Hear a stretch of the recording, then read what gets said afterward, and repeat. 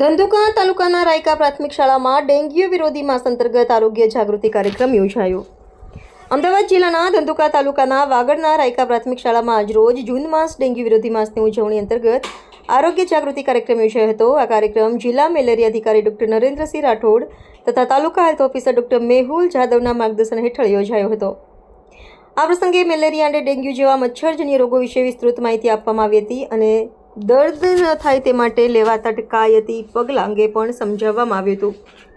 કાર્યક્રમમાં taluka supervisor Kotiliya Shrimali, incharge supervisor Jagubhai Sapara, આરોગ્ય કર્મચારી ગિરીશ સોલંકી, કિશોરભાઈ મીઠાપરા, કિશન ગમારા તેમજ શાળાના આચાર્ય ધર્મેન્દ્રભાઈ મદગ્રોલા અને શિક્ષક સ્ટાફની હાજરી રહી હતી.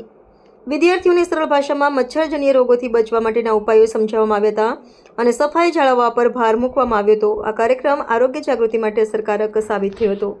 Reporter C.K. બારડ.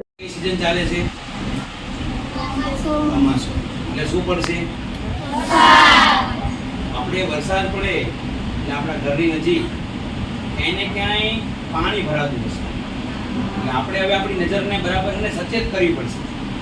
નજરને સચેત કરવા માટે અમે બધા આવ્યા છે.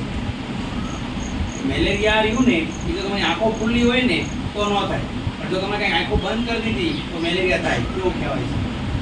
આ લખ્યું છે મેલેરિયા છે કોઈ પણ તાવ, તમે બધા યાદ રાખજો, કોઈ પણ તાવ મેલેરિયા, ડેન્ગ્યુ કે ચિકનગુનિયા હોઈ શકે.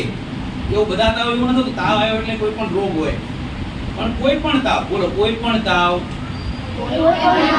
કોઈ પણ તાવ, મેલેરિયા, ડેન્ગ્યુ કે ચિકનગુનિયા હોઈ શકે. ખબર છે? હા, ચોમાસા બરાબર છે. મેલેરિયા મચ્છર ક્યારે કરડે? મેલેરિયાનું મચ્છર હંમેશા રાત્રે કરડે. ક્યારે કરડે? હા, એટલે રાત્રે આપણે હંમેશા બરાબર ઓઢીને હોવાનું અથવા મચ્છરદાનીમાં સૂવાનું. અથવા ઘરમાં મચ્છર આવવાનો સમય કયો હોય?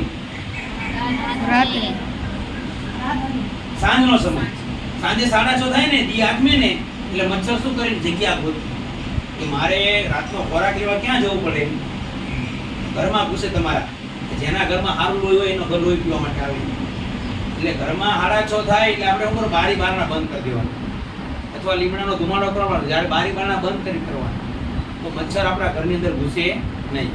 એટલે આપણે બધા આગ્રહપૂર્વક આખી બાઈના રાતના સમયે કપડાં પહેરવાના અથવા મચ્છરદાનીમાં સૂવાનું. આ બે આગળ રાખવાનું.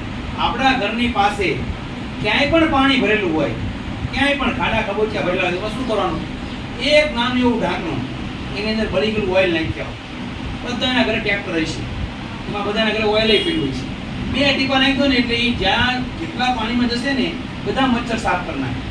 આપણે આટલું નાનું એવું કામ કરવાનું. આપણા ઘરની આગળ ખાડા ખબોચિયા ભર્યા હોય તમે એક ઢાંકણું ઓઇલ નાખી પ્રેક્ટિકલ જોજો. બધા 4-5 વિદ્યાર્થી ભેગા થાય એ નાખશો ને એટલે એની પર લેયર બની જશે. બરોબર?